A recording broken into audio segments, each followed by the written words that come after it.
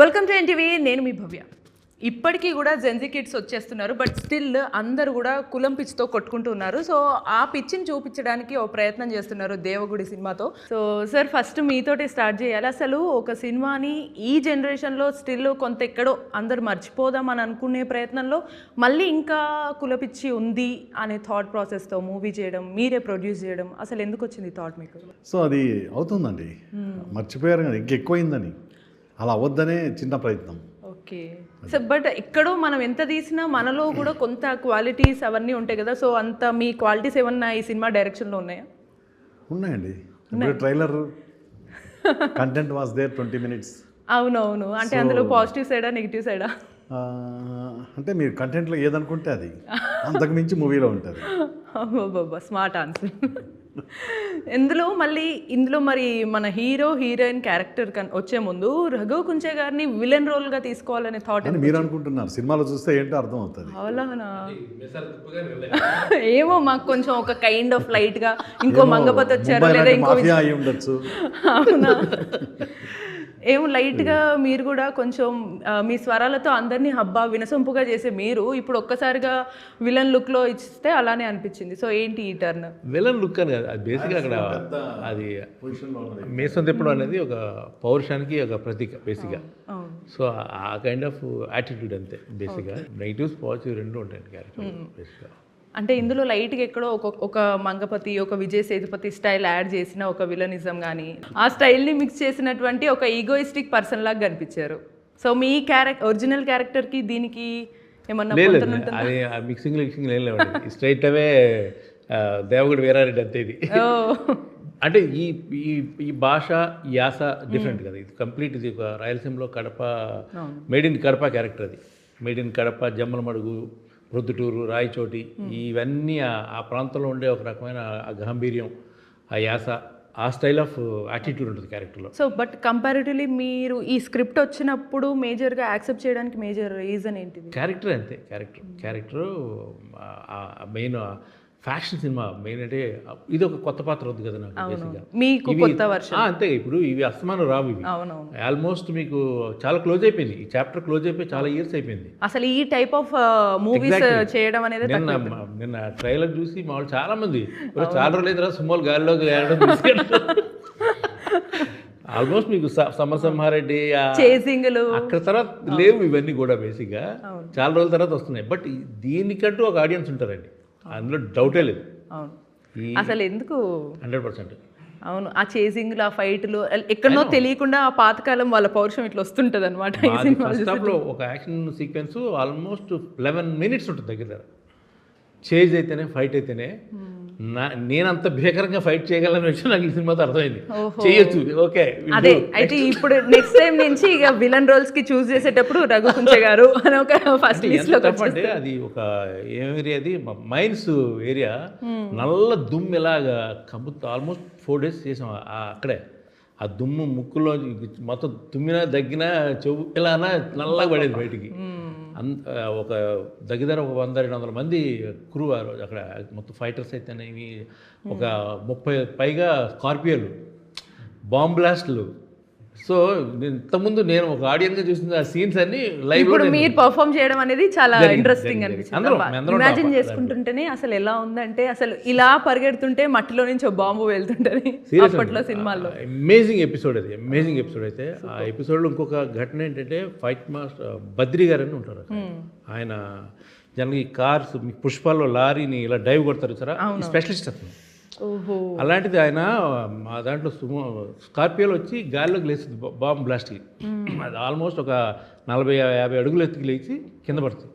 పడిన తర్వాత ఇంకా ఆయన పోయారనుకున్నాం మేమైతే. ఎందుకంటే మనిషి ఇట్లా అన్కాన్షియస్ స్టేజ్లోకి వెళ్ళిపోయారు. డైరెక్టర్ గారు వీళ్ళందరూ వెళ్ళి ఆ డోర్లు పీకి లాగి చేసి బయటికి వచ్చిన తర్వాత ఒక్కసారి అన్నాడు ఆయన. నేను అయితే ఇక లేదు, సీరియస్లీ అసలు ఏంటి సార్ అసలు అది ఆ రోజు ఎవరికి ఫీజులు ఎగిరిపోయి అందరికి. ఓకే, అసలు అందరూ ఉన్నారు అయితే సెట్లో అప్పుడు సిచ్యువేషన్లో. పాపం అమ్మాయిని ఏడిపించేసారు. ఓకే, బద్రీనా అందరూ కొడుతున్నారు, అట్లే ఉన్నాడు. అన్ని తీసి బయట తెచ్చి ఆయన చరణం లేదు. చెప్పకపోయినా ఆయన డైరెక్టర్ గారు ముందు జాగ్రత్తగా అంబులెన్స్ కూడా పెట్టారు అక్కడ స్పాట్లో. జనం చాలా మంది పెట్టరు. సేఫ్ సైడ్ ఊహించి పెట్టారు మీరు. ఏం మాట్లాడట్లేదు. ఆ తర్వాత చాలా రోజులకి రాజన్న ఒక ఫైట్ మాస్టర్ చనిపోయారు చెన్నైలో. ఆ సందర్భంగా మా బద్రీ గారిని ఇంటర్వ్యూ చేసినప్పుడు ఆయన ఒకటి చెప్పారు, ఇట్లా ఒక మూవీలో నాకు ఇలా అయింది, దానికి కారణం నేను బయటపడడానికి చిరంజీవి గారు ఫారిన్ నుంచి వస్తూ ఆ సేఫ్టీ ఆపరాన్ సేవ తీసుకొచ్చారు, నేను దానివల్ల సేవ్ అయ్యానని చెప్పారు ఆయన. So great. అంటే చూడండి, ఒక మెగాస్టార్ వాళ్ళ వీ కూడా ఆయన అంత కేర్గా గుర్తుపెట్టుకొని రావటం. అసలు అంటే ఏదో చేసామా, మనకు ఒక సీన్ ఫైట్ సీక్వెన్స్ ఏదో వచ్చింది అనేది కాదు, బిహైండ్ ద వర్కర్స్ని వాళ్ళని గుర్తించడం అనేది. ఉంటుంది కదా వరల్డ్ గ్యాస్ అయితే ఒక ₹1,00,000 2,00,000 ఉంటుంది ఆ చేంజ్ చేసినందుకు. కానీ ఇంటి దగ్గర బయలుదేరేటప్పుడు ఇంటికి తిరిగి వెళ్తాడా లేదా అనేది ఫైట్ స్టంట్ మ్యాన్స్ లైఫ్ చాలా కాంప్లికేటెడ్ అండి, వెరీ కాంప్లికేటెడ్. వాళ్ళకి ఏ ఇన్సూరెన్స్లే ఉండవు దాని మీద. వాళ్ళ తర్వాత లైఫ్ సెక్యూరిటీ యూనియన్ ఏదైనా కాలు చేతి ఏమన్నా డ్యామేజ్ అయినా నెక్స్ట్ అదే కెరీర్ వాళ్ళు చూడలేరు. అవును. అసలు దేవగుడి గురించి స్టార్ట్ చేస్తే ఒక బ్లాస్ట్ గురించి వినాల్సి వచ్చింది. మేకింగ్ ఓ సినిమా అవుతుంది దేవుడి మేకింగ్. సో ఇంత టిపికల్గా నడిచిన ఈ మేకింగ్లో మన హీరో గారు ఎలా సర్వైవ్ అయ్యారు, అసలు ఎలా ఉంది ఈ ఎక్స్పీరియన్స్ ఇదంతా? ఇక్కడేమో స్మార్ట్గా, అక్కడేమో అంత రస్టిక్ లుక్లో. ఏంటి ఈ రోల్ క్యారెక్టరైజేషన్ మన ఆడియన్స్కి ఎలా కనెక్ట్ అవుతుంది అంటారు? ధర్మాన క్యారెక్టర్ నేను ప్లే చేసేది ఇప్పుడు దేవగుడిలో. సో ఏదైతే సార్ ఇచ్చిన క్యారెక్టర్ దాన్ని నేను సార్తో వర్క్షాప్ చేసి అక్కడ నుంచి 40 days తర్వాత మళ్ళీ సార్తో ట్రావెల్ అయ్యి కొన్ని రోజులు ఎవ్రీ సీన్ డీటెయిల్ తెలుసుకొని అక్కడ స్లాంగ్ ఎలా మాట్లాడతారు, వీరారెడ్డి అనే పర్సన్ దగ్గర నేను ఒక డ్రైవర్ కొడుకుని, సో అక్కడ ఎలా బిహేవ్ చేయాలి, ఎలా మాట్లాడాలి, అయ్యి వచ్చినప్పుడు నేను ఎలా ఉండాలి, అదే శ్వేత వాళ్ళ డాటర్, మేము చిన్నప్పటి నుంచి ఫ్రెండ్స్, వాళ్ళ దగ్గర ఎలా ఉండాలి, రాఘవ నా క్లోజ్ ఫ్రెండ్, ఆయనతో ఎలా ఉండాలి. ఓకే. సో మంగమ్మ మా మమ్మీ, మా మదర్, తను సురభి ప్రభావతి గారు చేశారు. సో అంటే ఇక్కడ అంటే మీరు మేజర్ హీరో అనే కైండ్ కాకుండా ఒక క్యారెక్టర్స్తో మీరు ఎలా బిహేవ్ చేయాలనేది నేర్చుకున్నారు ఇక్కడ జర్నీలో మీరు. అంతే కదండి, స్టోరీయే కదా, క్యారెక్టరే కదా. ఇప్పుడు హీరో అనేది ఇప్పుడు సోకాల్డ్ ఏ మూవీ అయినా మీరు తీసుకుంటే story and character is the hero. మనకి ఇప్పుడు చూస్తే భాష గుర్తుంటాడంటే భాష అనేది ఎందుకు గుర్తుంది, క్యారెక్టర్. అవును. నైస్. సో ఇప్పుడు అంటే ఒక క్యారెక్టర్ ఇలా చేస్తున్నప్పుడు ఒక మూవీలో ఇంత యాక్షన్ ఉండడము, at the same time emotion కూడా క్యారీ అవ్వాలి. ఓన్లీ యాక్షన్ చేసినా కూడా టైమింగ్ ఇవన్నీ లేకపోతే కష్టమవుతుంది. సో ఇవన్నీ మీకు ఆఫ్ స్క్రీన్ మీ కష్టాలు ఎలా ఉండేవి? మనకి దేవగుడి అనే సినిమా 6th ప్రొడక్షన్ సార్ వాళ్ళది. నేను ఒక కొత్త యాక్టర్ని, అది స్ట్రగ్లింగ్ యాక్టర్ని. నాలాంటి పర్సన్కి ఈ ఆపర్చునిటీ రావడమే ఎక్కువ. వచ్చిన తర్వాత కష్టం ఏంటండి ఇక్కడ చెప్పండి. వచ్చిందే ఎక్కువ, నువ్వు కష్టపడని మీకు మీరు చెప్పుకున్నారైతే. అంతే కదా, అంతే. ట్రూ. ఇలాంటి సినిమా రావడానికి ఎన్ని సంవత్సరాల నుంచి డ్రీమ్ చేస్తుంటారు ఎంతోమంది. నిజంగా నేను లక్కీ అనుకుంటున్నాను, ఎందుకంటే బయట నాకంటే టాలెంటెడ్ చాలామంది ఉంటారు. The best people, the best acting చేసే వాళ్ళు ఉన్నారు. సో వాళ్ళ దాంట్లో నాకు వచ్చిందంటే నేను లక్కీ అని ఫీల్ అవుతున్నా. వచ్చిన తర్వాత ఇంకా కష్టమైందండి, ఏదన్నా చేయాల్సిందే. Super sir. అంటే అసలు ఆ ధర్మ క్యారెక్టర్కి మీకు ఈ హీరోనే సెట్ అవుతాడు అనే ఫీలింగ్ మీకు ఎలా వచ్చింది, ఎందుకు వచ్చింది? స్టోరీలో ఊహించుకున్నాం. ఆడిషన్స్లో ఆ కట్అవుట్ ఈజ్ నీడ్, ఆ కలర్ అవసరం, ఆ హైట్ అవసరం, ఈ కంటెంట్ ఆఫ్ మూవీకి. So selected. Oh super. So మొత్తానికి మీకు ఫస్టే మీకు లక్ ఏంటంటే మీ పర్ఫార్మెన్స్ మొత్తం 360 degreesలో చూపించుకోవడానికి స్కోప్ వచ్చింది ఆడిషన్ మూవీ ద్వారా. కంటెంట్ మూవీలో ఏంటండి ఇది మీరు చూసాగా ట్రైలర్, పెద్ద స్టార్కి పడే ట్రైలర్ అండ్ మీరు కూడా చాలా ఈజీగా చేసినట్టే అనిపించింది. ఏమో నాకు ఫస్ట్ టైం చేసినట్టయితే ఏం అనిపించలేదు. సో హోప్ మీకు నెక్స్ట్ అది డైరెక్టర్ గారి క్రెడిట్ అది, ఎందుకంటే మమ్మల్ని ప్రతి షాట్లో మోల్డ్ చేసేది ఆయన్నే. చిన్న షాట్ అయినది అన్న అంటే అట్లా కాదు, ఇలా చేయండి అమ్మా, అలా చేయండి అమ్మా అని ఎవ్రీ షాట్ బ్యాక్గ్రౌండ్ వర్క్ ఇస్తారు. సూపర్. అండ్ మన క్యూట్గా బ్యూటిఫుల్గా కనిపిస్తున్న హీరోయిన్, సో ఇందులో చాలా బాధలు పడి ఏడ్చి సో ఫస్ట్ క్యారెక్టర్ బ్యూటిఫుల్గా కనిపించాలి, అబ్బాయిలకి ఎలా ఫుల్ యాక్షన్స్ చేయాలి అనేది ఉంటుంది, అమ్మాయిలకి ఎలా మనకు ఒక మంచి వింటేజ్ సాంగ్ రావాలి అనే ఫీలింగ్ ఉంటుంది. బట్ ఈ క్యారెక్టర్ డిఫరెంట్గా ఉంది కదా, సో మీరు ఎలా ఫీల్ అవుతున్నారు? ఏం లేదు, నాకు ఇలాంటి క్యారెక్టర్సే ఇష్టం యాక్చువల్లీ. ఇందులో అన్ని ఎమోషన్ ఉంటుంది, ప్రేమ ఉంటుంది, సెంటిమెంట్కి సంబంధించినవి ఉంటాయి, అల్లరి చేయడం ఉంటుంది, క్యూట్నెస్ చూపించడం ఉంటుంది, ఆ గ్లామర్ ఉంది, అన్నీ కలిపి ఈ క్యారెక్టర్లో ఉన్నాయి శ్వేతారెడ్డి క్యారెక్టర్. స్వీట్. అంటే ఎక్కడో ఒక మూవీ చేసేటప్పుడు ఒక ఫుల్ ప్యాక్డ్ ఏదైనా ఒక కమర్షియల్ మూవీ చేస్తే ఒక 4-5 సాంగ్స్ డ్యాన్స్ ఉండడం, లేదా మధ్యలో మనకు కొంచెం క్లోజప్ మాంటేజ్ షార్ట్స్ పడటం, ఇలా వస్తే హీరోయిన్కి హైలైట్ అవుతుంది అనే పర్స్పెక్టివ్ ఎక్కువ ఉంటుంది హీరోయిన్కి. బట్ ఇలాంటివి స్టోరీ ఓరియంటెడ్ ఉంటాయి, ఇందులో ఎక్కువగా క్యారెక్టర్ ఇంపాక్ట్ ఉంటుంది. సో మీ క్యారెక్టర్ ద్వారా మీరు ఏం నేర్చుకున్నారు, ఆడియన్స్కి మీరు ఎలా కనెక్ట్ అవుతారు అనుకుంటున్నారు? స్టోరీ అండి, సార్ చెప్పారు కదా, స్టోరీలో నా క్యారెక్టర్ ఎలా డిజైన్ చేశారో అలా సార్ చూపిస్తారన్న నమ్మకం మాకుంది. చూసిన తర్వాత 100% ఓకే నేను చేశాను, సార్ చేయించారు అన్న కాన్ఫిడెన్స్ వచ్చింది. ఓకే. సో ఎక్కడన్నా ఈ స్టోరీ స్క్రిప్ట్ విన్న తర్వాత ఎక్కడన్నా మీరు కొంచెం పర్సనల్గా కనెక్ట్ అయ్యారా? అంటే ఇలాంటిది ఇలా జరిగింది మీకు తెలిసిన వాళ్ళకో ఎవరికో చెప్పాలి, చాలా రిలీజ్ అయిన తర్వాత చెప్తాను. ఓ, మీరు బాగా ట్రైనింగ్ ఇచ్చారు సార్ అయితే ఏది చెప్పకుండా. అవునా? పగిలిపోయింది. అయ్యో, బట్ మీకు అలా దెబ్బలు ఇవి తగిలినప్పుడు మీకు కొంచెం భయం వేసి అమ్మో ఇప్పుడు నాకేమన్నా అయితే నెక్స్ట్ నా కెరీర్ అనే భయం కొంతైనా వస్తుంది కదా? లేదు, ఎందుకంటే నేను ఆ క్యారెక్టర్ నాకు పడడమే చాలా అదృష్టంగా తీసుకున్నాను. ఆ క్యారెక్టర్ని ఇంకా ఎక్కువ చూపిస్తే నా కెరియర్కే బెస్ట్ అవుతుంది. ఆ క్యారెక్టర్ని నేను నిలబెట్టిన దాన్ని అవుతాను కదా, సో దానికోసం నేను హార్డ్ వర్క్ చేశాను. అవునా? చాలా important for ladies. Super super. చాలా చాలా అద్భుతంగా డామినేటెడ్. ఈయన 3-4 సీన్లు చేసినా ఒక్క సీన్తో రివర్స్ అయిపోతుంది. Such a grand year is there in the movie. Super. అయితే అంటే కనెక్షన్ పడింది. హీరారెడ్డి డాటర్ అంటే ఎలా ఉంది? అది చూసారా, సైలెంట్ గా ఉన్న కొంచెం వైలెన్స్ ఉంది లోపల. ప్రతిసారి మా ఫాదర్ అనేది ఇప్పుడు కూతురునని మార్చింది కంటెంట్. ఫీల్ అవుతారు అది. పెంచుకుంటారు అనమాట, అనవసరాన్ని తీసుకొచ్చి పెంచుకుంటాం కదా. స్వీట్. అంటే మొత్తానికి కాస్ట్ని అయితే చాలా చూజీగా తీసుకున్నారు సార్. బట్ స్టిల్ అంటే రియల్ లైఫ్లో మీరు బేస్డ్ ఆన్ ట్రూ స్టోరీస్ అనేది ఇంత పెద్దగా రాశారు. సో మీకు మీరు చూసిన ఎక్స్పీరియన్స్ కానీ ఏంటి? పెద్దగా జరుగుతుంది కాబట్టి రాశాను, మూవీలో ఉంది కూడా అండి. నిత్యం జరుగుతున్నాయి అంటున్నారుగా, మీరు చెక్ చేయండి వెళ్ళి.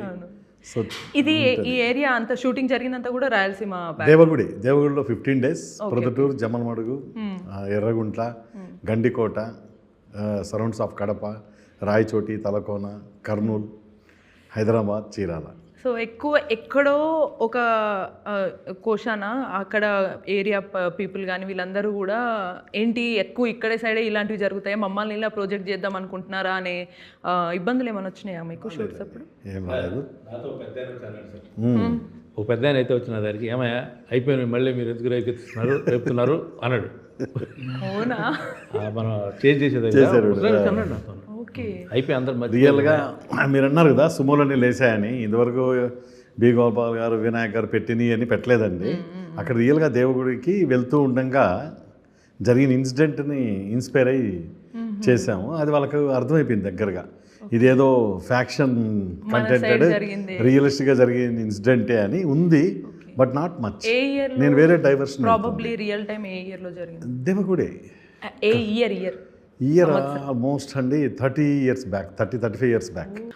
ఎక్కడో క్యాస్ట్ ఫీలింగ్ ఉంటుంది అనే థాట్లో మూవీ తీశారు కదా, సో ఎక్కువ క్యాస్ట్ పిచ్చి ఎవరికి ఉంటుంది అంటారు? నాట్ ఓన్లీ ఎవరికేం లేదు కానీ ఇప్పుడు ప్రజెంట్ సినారియోలో ఇప్పుడు చూస్తున్నాం కదా, ఎవరికి వాళ్ళు ఒక వింగ్ సపోర్ట్ చేసుకుంటున్నారు. అది అంటే ఒకప్పుడు ఏమనేవారు, స్లోలీ ఎడ్యుకేషన్ డెవలప్ అయితే అందరూ చదువుకుంటే ఇది తగ్గిపోద్ది అని అంటున్నారు. కానీ 100 రెట్లు పెరిగింది ఇప్పుడు. అవును. పొద్దున్న లేస్తే మీరు ట్విట్టర్ చూసినా, ఫేస్బుక్ చూసినా, ఇన్స్టాగ్రామ్ చూసినా మొత్తం ఈ పంచాయతీలు ఎక్కువ నడుస్తున్నాయి బేసిక్గా. సో ఇంకా అది దాన్ని నాకు తెలిసి పోదు, ఎందుకంటే ఇంకా పెరుగుతుందే తప్ప అది నాకు తెలిసి తగ్గదు.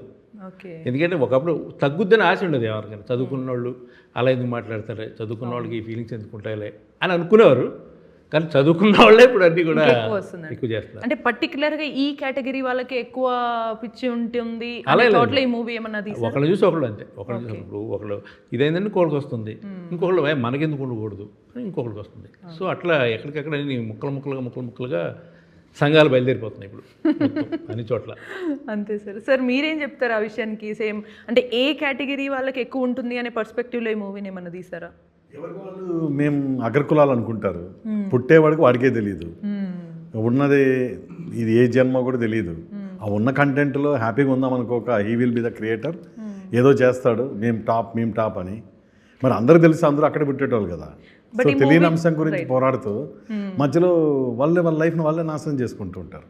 మేము ఆంధ్ర అంటారు, తెలంగాణ అవతల వాళ్ళు ఏది అడిగితే అదే చెప్తారనమాట. అంటే అదే కదండి, జనరల్గా ఏంటంటే మావాడు మా తెలుగు వాళ్ళు అనుకుంటాం. అవును. పర్టికులర్గా ఊర్లోకి వెళ్తే మా వాళ్ళు రా అని. అంతెందుకంటే వెళ్తా ఉంటే ఊరు బయటికి వెళ్ళామనుకోండి, ఆ సమాధుల మీద అన్నీ ఒకే కులానికి సంబంధించినవి ఉంటాయి. ఏంటి అంత మనవాళ్ళే ఉన్నారు పక్కన అనుకుంటారు, పోయిన వాళ్ళ గురించి కూడా. సరే అలాగా మనం వెళ్ళామనుకోండి కర్ణాటకకి, తెలుగు వాళ్ళనే వస్తుంది అక్కడ కులం రాదు. అవును. మళ్ళీ ఢిల్లీ వరకు వెళ్ళామనుకో మీరు సౌత్ ఇండియన్స్ అని వస్తుంది, ఫారిన్కి వెళ్తే ఇండియన్స్ అని వస్తుంది. సో ఎక్కడ అంతరాలండి. ఇంకా పైకి వెళ్ళామనుకోండి చందమా మీదకి జస్ట్ ఏ డాట్ గ్లోబ్. అవును. సో నథింగ్ ఎల్స్ కదా, ఏం లేదు. Super super. బట్ మేబీ ఈ మూవీ తర్వాత ఏమన్నా మరి నెగిటివిటీ వచ్చే ఛాన్స్ ఏమన్నా ఉంటుందా? అంటే ఆడియన్స్ నుంచి కానీ ఇట్లనే రఘు గారు చెప్పారు డిఫరెంట్ వింగ్స్ ఉన్నాయి, వాళ్ళ నుంచి ఏమైనా నెగిటివిటీ వచ్చే ఛాన్స్ ఉంటుందా? అంత వచ్చే ఉద్దేశం ఏమంటే సెన్సార్లో వాళ్ళు చాలా జాగ్రత్తగా గూగుల్ చేస్తారండి, ఎవరి మనోభావాలైనా దెబ్బతింటాయా అని. ఐ థింక్ సో ఏముండకపోవచ్చు, వచ్చినా నేను ఐ కెన్ ఆన్సరబుల్. సూపర్. నేను ఎవరిని తగ్గించి పెంచి అలా చూపింది ఏం లేదు, నిత్యం సమాజంలో జరుగుతున్న based on the true incidents. Dialogue కూడా ఉంటుంది కదా, కొడుక కులం అంటే కులమే పిచ్చి అని అంటారు. సో ఆ పరువు బేస్ ఎక్కువ, ఇవన్నీ పరువు బ్యాక్డ్రాప్లోనే ఉంటాయి కులం అనేది, ప్రతిదీ నాకు తెలిసి ప్రతి చోట. బట్ ఈ క్యారెక్టర్ మీరు ఆ డైలాగ్ చెప్పేటప్పుడు మీకు లోపల మీ ఫీలింగ్ ఏంటి అసలు? అవును నిజంగానే పరువు పిచ్చి అంత ఉంటుందా అని ఫీలింగ్ వచ్చిందా? నిజంగా మనం ఈ మధ్యకాలంలో చాలా అవును, స్టిల్ ఈ మధ్య కాలంలో పరువు హత్యలు జనరల్గా ఉండదండి, వాళ్ళు నార్మల్గా ఉంటారు. వాళ్ళకి ఆల్రెడీ ఒక స్టేటస్ ఉంది, ఆ చుట్టూ ఉండేవాళ్ళు రెచ్చగొట్టేది ఎక్కువ. అక్కడ రెచ్చిపోయి జరగరాని సంఘటనలు జరిగిపోతాయి, తర్వాత బాధపడితే జీవితం నాశనం అయి ఉంటుంది, నథింగ్. సో ఆ చుట్టూ ఉన్న సమాజమే ఇప్పుడు బాగా కష్టపడుతున్నారు అనుకోండి, మనల్ని ఏమంటారు, వానికి ఏం పోయే కాలమో ఇంకా ఎంత ఆశ ఉందో డబ్బు మీద అంటారు. కష్టపడలేదంటే గాడిదలాగా అయినాడు, ఊగే పందిలాగా తింటానాడు, రకరకాలు మాట్లాడేసి కించపరుస్తారు. సో ఏం చేసినా ఎదుటి వాళ్ళు రకరకాలుగా మాట్లాడతారు, వాళ్ళని ఎవరు దృష్టిలో పెట్టుకోకుండా మన పని మనం చేసుకోవడం కరెక్ట్. సూపర్. సో అయితే దేవగుడి కూడా అదే చెప్తుంది మోస్ట్లీ. అంతే అండి, ఎగ్జాక్ట్లీ. సూపర్. సో ఇంకా ఇంత మెసేజ్ ఉన్న వెయిట్ ఉన్న మూవీని మన హీరోయిన్ వాళ్ళ ఆన్ స్క్రీన్లో భుజాల మీద మోసారు, ఆఫ్ స్క్రీన్లో సార్ మోసారు. అండ్ దీనికి కొంచెం మీరు కిరోసన్ ఆద్యం అన్నీ మోసి మీరు ఇంకొంచెం ఎక్కువ హైలైట్ చేశారు కాబట్టి ఈ మూవీ డెఫినెట్గా హిట్ అవ్వాలని కోరుకుంటున్నాను. అండ్ సార్ మీరు కొంచెం మాకు కూడా ఆ గోల్డెన్ ఎరా స్టైల్ ఫీల్ వచ్చే మూవీస్ ఇంకా చేస్తూ ఉండాలని మేము కోరుకుంటున్నాం sir. Thank you so much for your time. So చూశారు కదా, ఇది దేవగుడి సినిమా టీంకి ఉన్న ఒక పిచ్చి, అంటే మనకి ఆ పిచ్చి ఉండకూడదనే ప్రయత్నంలో ఈ దేవగుడి సినిమాని తీశారు. సో ఈ సినిమాని థియేటర్స్లో Jan 30 రోజు చూసేయండి. Until then keep watching NTV. నేను మీ భవ్య, సైనింగ్ ఆఫ్.